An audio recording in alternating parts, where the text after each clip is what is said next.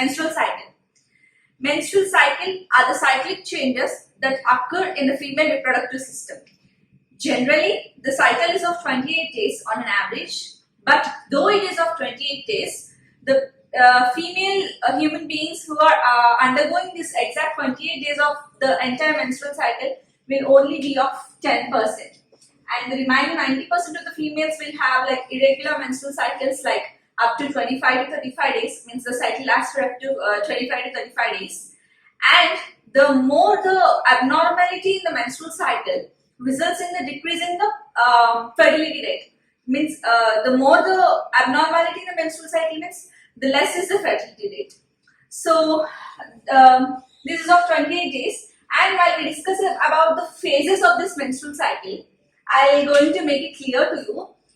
The changes of this menstrual cycle usually occurs in the ovaries as well as in the uterus. So we will talk about the phases of the menstrual cycle differently, means the changes that are occurring in the ovaries as well as the changes that are occurring in the uterus in a different manner, so that it will be clear to you. So this 1 to 14 days of the menstrual cycle is called pre-ovulatory phase. And the 14th day, actually it is 14th, but we can say like 12 to 15 days are considered to be ovulatory period, but exactly the 14th day is considered as the ovulatory period or ovulation day, ovulatory phase, the 14th day. And the rest of the things, means the 15th to the 28th one, are considered. As these things occur in prior to the ovulatory period, these are called pre-ovulatory phase, and as these things occur after the ovulatory period, these are called post-ovulatory period.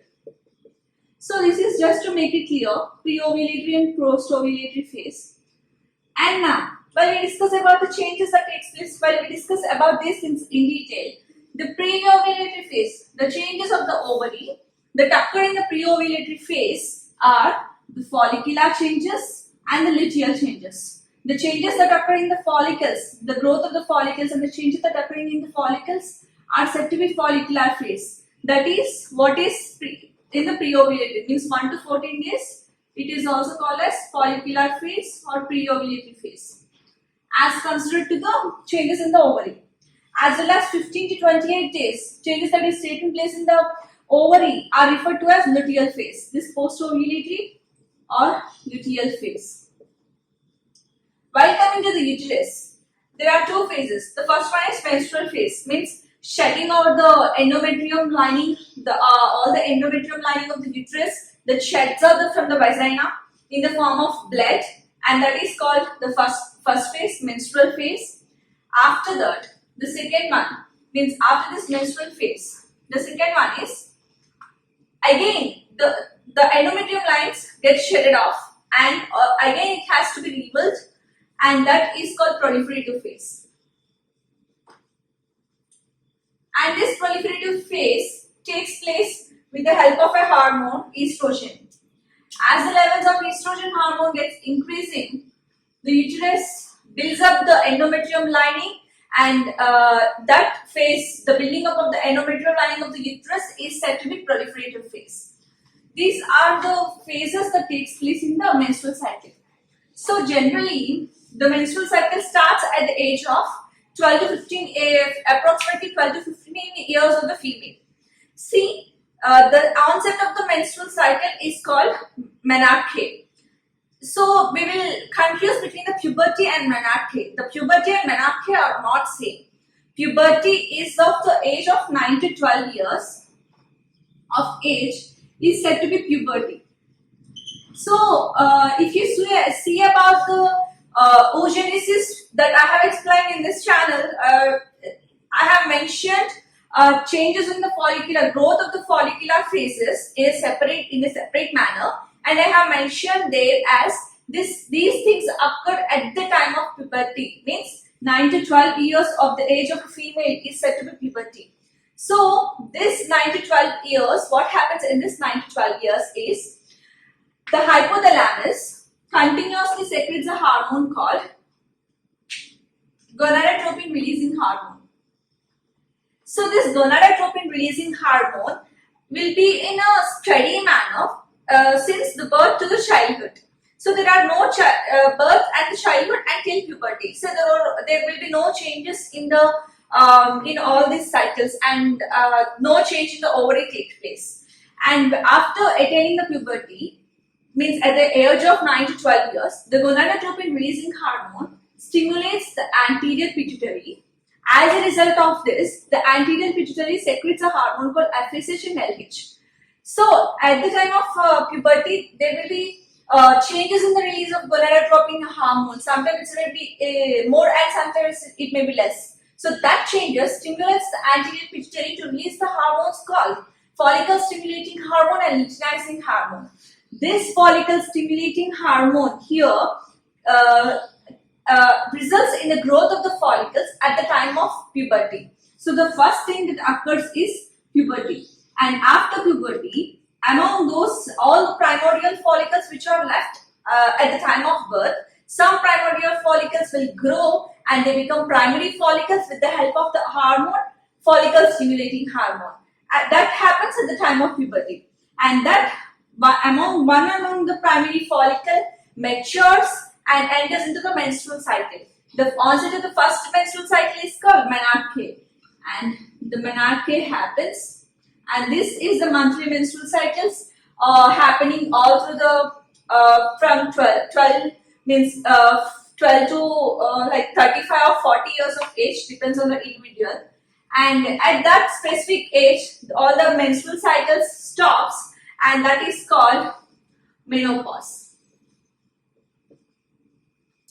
So make it clear, puberty, 9 to 12 years of the age is called puberty. At that age, the follicle stimulating hormone will increases and results in the growth of the follicles or primary follicles. And this one among the primary follicles matures and enters in the menstrual cycle. The first menstrual cycle is called menarche, and this menstrual cycles repeats for repeats all the months during the 12 to 35 years of the female.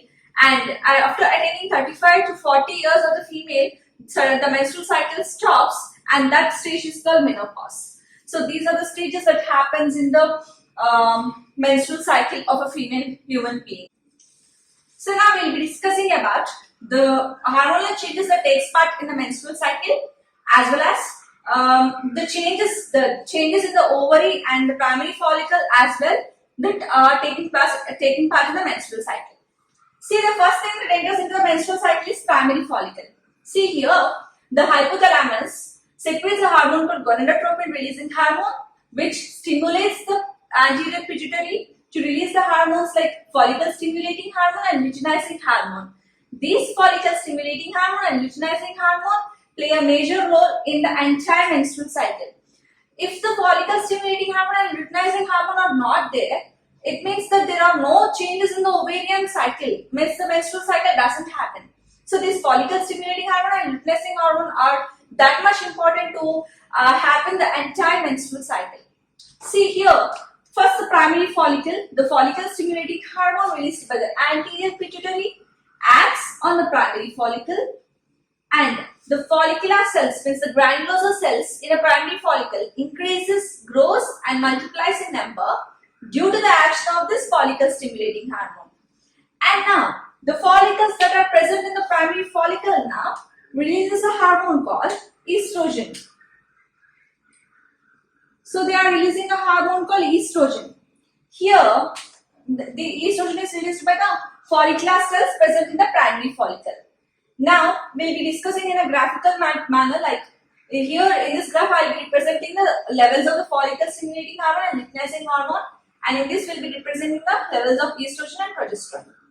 So here at the starting stage, the follicle stimulating hormone is quite higher, so as to develop the follicles in a primary follicle. So here estrogen the estrogen is released by the follicular cells. Here the follicular cells are little bit less, so the estrogen concentration of the estrogen will be little bit less. So this low amount of estrogen shows a negative feedback effect on the luteinizing hormone. This estrogen shows a negative feedback effect on the luteinizing hormone, As a result of this, the luteinizing hormone doesn't increase until the estrogen concentration increases in the blood. So here estrogen concentration is less. As a result of this, it's showing the negative feedback mechanism on the luteinizing hormone. So the luteinizing hormone doesn't increases. So there is no steady state in the luteinizing hormone. Okay, the follicle stimulating hormone is a bit higher when compared to the luteinizing hormone. So after this, the primary follicle matures with the help of follicle stimulating hormone and get changes into the secondary follicle. Now, in the secondary follicle, the number of follicular cells in the secondary follicles are high. It means that estrogen concentration now is high. So it indicates that there is a higher level in the estrogen. So here the secondary follicle is matured and the follicular stimulating hormone, FSH, follicle stimulating hormone decreases a bit as the estrogen is increasing, the follicular stimulating hormone decreases a bit, and this decrease in the follicular stimulating hormone and increase in the estrogen together combines and shows a positive effect on the luteinizing hormone. As a result of this, the luteinizing hormone increases here, decrease in the follicular stimulating hormone. It is decreasing a bit, and still the luteinizing hormone is in a steady state.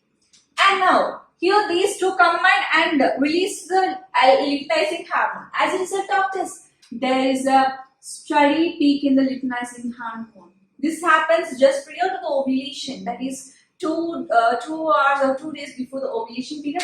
There is a huge peak in the luteinizing hormone. It occurs usually on the 14th day, and this is termed to be as LH surge. So to undergo this ovulation, there is a need of the synergistic effect of the both FSH and LH.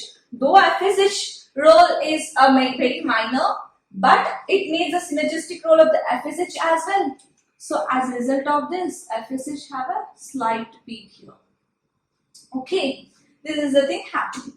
And now I will come back to the estrogen. See here starting there is no estrogen, but after the growth of the follicles, there is a quite increase in the estrogen, and after the growth of the number of follicles are increasing, there is much higher in the estrogen. So here up till now estrogen is increased. Whenever the luteinizing hormone is increased, in easy terms to remember this, estrogen will be inversely proportional to luteinizing hormone. See here, whenever the estrogen concentration is less, it is inhibiting the luteinizing hormone. So we can say that these two are inversely proportional. Here luteinizing hormone is increasing, so it obviously suppresses the activity of the estrogen. So here while we come to the 14th day, the estrogen, whenever the luteinizing hormone is increased, estrogen decreases. There is a steady decrease in the estrogen happens.